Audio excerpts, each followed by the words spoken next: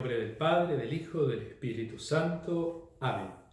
Dios te salve María, llena eres de gracia, el Señor es contigo. Bendita tú eres entre todas las mujeres y bendito es el fruto de tu vientre, Jesús. Santa María, Madre de Dios, ruega por nosotros pecadores, ahora y en la hora de nuestra muerte. Amén. María, Madre de la Iglesia, ruega por nosotros. En el nombre del Padre, del Hijo, del Espíritu Santo. Amén. Hola. Nos encontramos en este 14º o 14 episodio de reflexión de este transitar de las 8 bienaventuranzas, este camino de escalones que el Señor nos propone para la felicidad. Y si ayer veíamos que la vida es bella cuando el que sufre hace feliz la vida a los demás, y nos preguntábamos en los autores antiguos, ¿por qué el sufrimiento? ¿Por qué el llanto? ¿De dónde viene la aflicción? Y veíamos en la antigüedad y en la modernidad, ahora nos podemos preguntar ¿por qué el llanto y la aflicción en la Biblia? O sea, ¿por qué el hombre, la mujer, el pueblo que aparece en la Biblia llora, sufre o está afligido? O también podemos preguntarnos ¿por qué lloró Jesús? ¿Cuál fue la causa de aflicción para él? Descubrimos primero con nuestro querido y amigo Pedro, en el cual el llanto aparece como el llanto del arrepentimiento, el llanto después de la traición. Aparece el llanto en Jesús ante la muerte de la viuda de Naín, se le había muerto el hijo, o por la muerte de Lázaro, el hermano de Marta y María. Lo vemos al Señor que llora, lo vemos al Señor afligido por el sufrimiento, por la muerte. O también aparece en la Biblia, en el Salmo 42, entre paréntesis 41, ya lo hemos hablado de esto, aparece el llanto del pueblo judío, cuando fue desterrado, cuando pierde su tierra en la cual estaba asentado por el imperio de Babilonia y entonces desterrado, llevado a otro lugar, sufre y clama a Dios de esta manera. Las lágrimas son mi único pan, de día y de noche, mientras me preguntan sin cesar, ¿dónde está tu Dios? Salmo 42, versículo 4. Las lágrimas son mi único pan de día y de noche, mientras me preguntan sin cesar, ¿dónde está tu Dios? La experiencia del destierro, la experiencia del perder todo por la usurpación de un imperio, es el llanto, el sufrimiento y el clamor de ese pueblo que pierde todo y confía solo en Dios. Vemos entonces cómo en la Escritura aparece el llanto y el sufrimiento de Pedro, de Jesús y un ejemplo del Antiguo Testamento.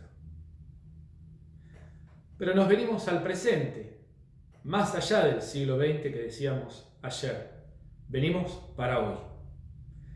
Y en el contexto actual hay un sufrimiento y una aflicción propio del estado cultural en el cual vos y yo nos manejamos. ¿Qué quiero decir? Hoy, en los medios de comunicación, en la cultura, en el diálogo, en el trato cotidiano, en las películas, en todo el ámbito cultural, la música inclusive, hay un ateísmo militante y agresivo. Esto no cabe ninguna duda. No podemos ser tan ingenuos de no creer que hay una hostilidad hacia la Iglesia o hacia el cristianismo, o es más, hacia todo lo que se refiere a Jesús, muy marcado, muy claro. Ese tipo de normalmente científico o cientista, ¿qué significa? Que todo hay que pesar, medir y tocar. Que solamente existe lo que se puede tocar, pesar o medir. Todo lo otro, que precisamente tiene que ver con lo sobrenatural, que tiene que ver con la trascendencia y que tiene que ver sobre todo con la religión está visto como pésimo, como negativo o como, peor todavía, antihumano. Seguir la fe cristiana es en contra de la naturaleza humana. Lo cual, bueno, vemos las consecuencias que tocan vivir cuando el hombre, abandonando la fe, dejando la religión, sigue detrás de la ciencia o sigue detrás de la economía o sigue detrás de elementos como aportan las ciencias sociales. Y vemos que los comportamientos sociales terminan olvidándose del ser humano. Y esto es algo que estamos experimentando también en estos tiempos, ¿no? Como las medidas económicas son en función del Dios mercado y no en función de la vida humana. Y así en todo sentido. ¿Cuántas personas se sienten números dentro del espacio en el cual viven, trabajan y son? Y se pierde el rostro humano, se pierde la particularidad, se pierde el individuo, se pierde lo propio, se pierde la persona. Bueno, eso no es casual. Eso tiene que ver precisamente con una cultura atea, militante y agresiva. Que todo lo que tenga que ver con la fe parece que quita o deshumaniza. Lo cual uno no lo puede entender porque el ejemplo es que habiendo quitado la fe nos hemos convertido en esto, ¿no? Nos hemos olvidado del ser humano. Es más, se desprecia todo lo sobrenatural que Dios hizo. Todo lo que sea milagro, todo lo que sea intervención divina, está vista como es para el pueblo ingenuo, pobre, poco formado, porque el hombre formado es el hombre que explica todo con la ciencia. Y ahí nos encontramos viendo cómo el hombre, el ser humano, colapsa porque la ciencia no puede todavía responder, ni siquiera acercarse a explicar cómo funciona esta pandemia que nos está atravesando a todo el mundo. Es muy extraño eso también, ¿no? Ver cómo la ciencia se pone en el lugar de Dios y el hombre que aplica y ejerce la ciencia se siente demandado por una sociedad a la cual él mismo le hizo creer que era su salvador y no encuentra soluciones. Y encuentra que realmente hace agua como tantas experiencias humanas. Entonces esa lectura y esa mirada produce mucho dolor, porque ese ateísmo militante y agresivo hace que uno no pueda ver a Dios.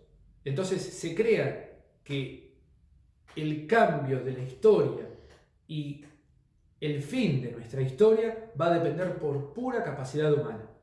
Que nosotros los hombres somos los únicos que podemos salvar, hacer bien o cambiar este transitar o este presente.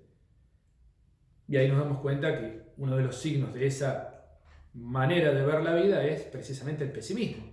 Porque si hay algo que estamos experimentando muchos es sentir que no podemos confiar ni esperar nada de nadie, lo cual es fruto de este contexto cultural ateísta, militante y precisamente agresivo.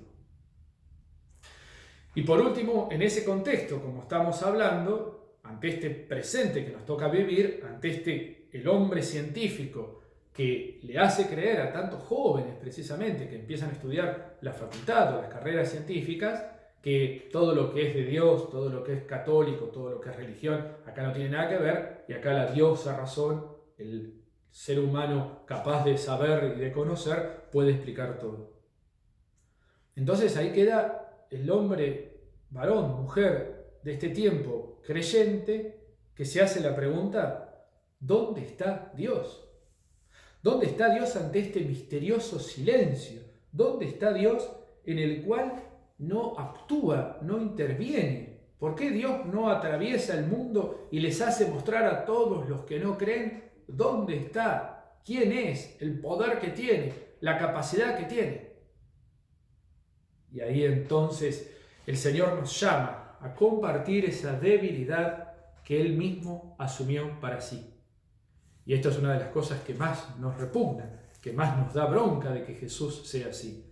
Vos y yo quisiéramos que el Señor actuara y mostrara todo su poder, pero Él tiene un misterioso camino que nos pone en crisis también nuestra propia fe. Mirá lo que dice la primera carta del apóstol San Pablo a los cristianos de Corinto, capítulo 1, versículo 25. Porque la locura de Dios es más sabia que la sabiduría de los hombres, y la debilidad de Dios es más fuerte que la fortaleza de los hombres. La debilidad de Dios es más fuerte que la fortaleza de los hombres. Dios asume la condición de debilidad para mostrar su poder desde ese lugar. Recordad que el primero que la vivió la bienaventuranza fue Jesús. Y Jesús en el tiempo quiere seguir viviéndola de esta manera en la vida de nosotros los creyentes. Somos llamados a configurar nuestra vida en Él en la medida en que nosotros entremos en este camino de felicidad y podamos confiar en esas palabras.